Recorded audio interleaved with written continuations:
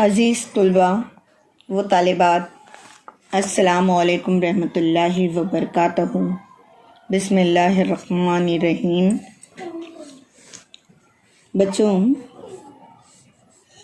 आज हम नहुम जमात के जुग्राफिया का 12वां सबक का मुताला करेंगे। सियाहत। सियाहत किसे कहते हैं? जब हम अपनी रहाइशगाह को छोड़कर मुख्तलिफ मकामात की सैर करने या लुत्फ़ उठाने, तफरीह करने की गर्ज से सफ़र करते हैं तो उसे सियाहत कहते हैं। अज़ीज़ तलबा, फ़र्ज़ कीजिए कि आपको अपने ख़ानदान के साथ कुछ दिनों के लिए सैर पर जाना है। महाराष्ट्र में वाक़े जो हैं तकरीबन 15 पसंदीदा मकामात जो हैं उनमें से आप किसी भी मकाम को मुंतखब करें। जैसे साहिली मकामात हैं, तारीख़ी मकामात हैं, मामिन कौमी बाग वग़ैरह हैं, सर्द मकामात, ज़ियारतगाहें जो हैं,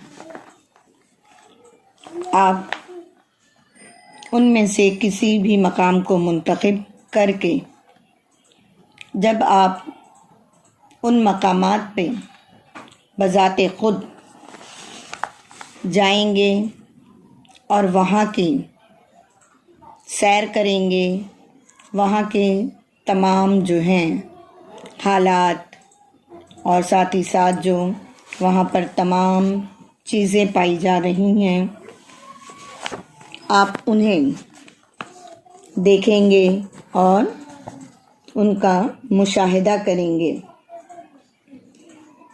तो ये क्या है?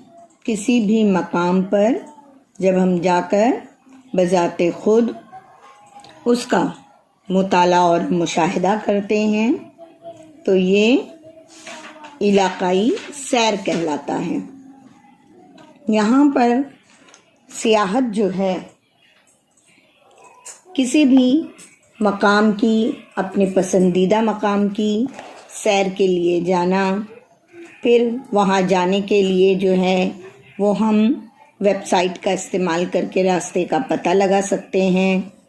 सैर के लिए जो भी मियाद, जो भी वक्फ़ा दरकार है, ज़रूरी असबाब, ज़राए नक़्ल हम दस्तयाब जो मौजूद हैं, रास्ते, अवामिल वग़ैरह का इस्तेमाल करते हुए हम जो हैं अपने मकाम की सैर के लिए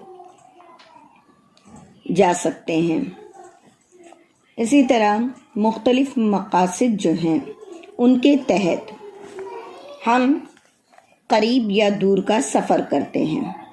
मसलन तक़रीब है, त्यौहार हैं, जश्न हैं, खेल है, सैर व तफरीह है। किसी भी मकाम पर जाने से पहले हमें क्या करना होता है? उसकी तैयारी करनी पड़ती है। जैसे उस मकाम पर जाने का रास्ता मुंतखब करना, आमदोरफ्त के ज़राए तय करना, रोज़मर्रा इस्तेमाल की अशिया को अपने साथ लेना। मतलूबा मकाम पर पहुँचने के बाद हम वहाँ पर काबिल दीद मशहूर मकामात की सैर करते हैं, वहाँ क़याम करते हैं और वहाँ पर दस्तयाब सहूलतों से फ़ायदा उठाते हैं। इसी तरह बच्चों, जो सियाहती मकामात हैं, आप इन नक्शे में, ये जो नक्शा आपको यहाँ पर दिखाई दे रहा है, आप इसमें देख सकते हैं साहिली मकामात भी हैं, यहाँ पर सर्द मकामात भी हैं, जंगलाती तहफ़्फ़ुज़ गाहें भी हैं और तफरीही मकामात भी हैं मुख्तलिफ जो नक्शे में दिखाए गए हैं। مختلف مقامات جو ہیں وجوہات کی بنا پر مشہور ہوتے ہیں، مثلاً قدرتی خوبصورتی، خوشگوار آب و ہوا، دلکش مناظر، گرم پانی کے چشمے، ساحلی کنارے، تاریخی عمارتیں، سنگ تراشی، مذہبی مقامات، مامن جیسے مقامات سیاحوں کے لیے کشش رکھتے ہیں۔ آپ ان تصاویر میں بھی ان مقامات کو دیکھ سکتے ہیں، جیسے جاترا میلہ وغیرہ ہے، یہاں پر جانوروں کے مامن دکھائے گئے ہیں، جنگلاتی سیر بھی دکھائی گئی ہے، اور سمندری سیاحت کی بھی تصاویر آپ دیکھ سکتے ہیں۔ ملکی سیاحت کسے کہتے ہیں؟ بچوں، ملک کے اندرونی علاقوں کی سیاحت کو ملکی سیاحت کہتے ہیں۔ مثلاً مہاراشٹر کے لوگوں کا سیاحت کے لیے تمل ناڈو ریاست یا کنیا کماری ریاست کی سیر کو جانا، ناگپور کے سیاحوں کا ایلورا اور اجنتا غار دیکھنے کے لیے اورنگ آباد جانا۔ اسی طرح غیر ملکی سیاحت اپنے ملک کی سرحد کو پار کر کے کسی دوسرے ملک کی سیاحت کرنے کو غیر ملکی سیاحت کہتے ہیں۔ مثلاً بھارت کے سیاحوں کا سیاحت کے لیے سوئٹزرلینڈ جانا، امریکہ کے سیاحوں کا سیاحت کے لیے بھارت میں آنا، یہ کیا کہلاتا ہے؟ غیر ملکی سیاحت کہلاتا ہے۔ بچوں، جو غیر ملکی سیاحت ہوتی ہے اس کے لیے ہمیں پاسپورٹ ہے، ویزا ہے، روانگی کا اجازت نامہ ہے، سفری بیمہ، دیگر ضروری دستاویزات حاصل کرنا ہوتا ہے۔ غیر ملکی سیاحت کے لیے ہم جس ملک میں سیاحت کرنے والے ہیں اس ملک کی کرنسی، روپیہ پیسہ بھی ہمارے پاس ہونا چاہیے، جس کے لیے ہمیں اپنے ملک کی کرنسی کو اس ملک کی کرنسی سے تبدیل کرنا پڑتا ہے۔ سیاحت کے مقصد اور سیاحتی مقامات کی خصوصیات کی بنا پر سیاحت کی مختلف قسمیں ہیں۔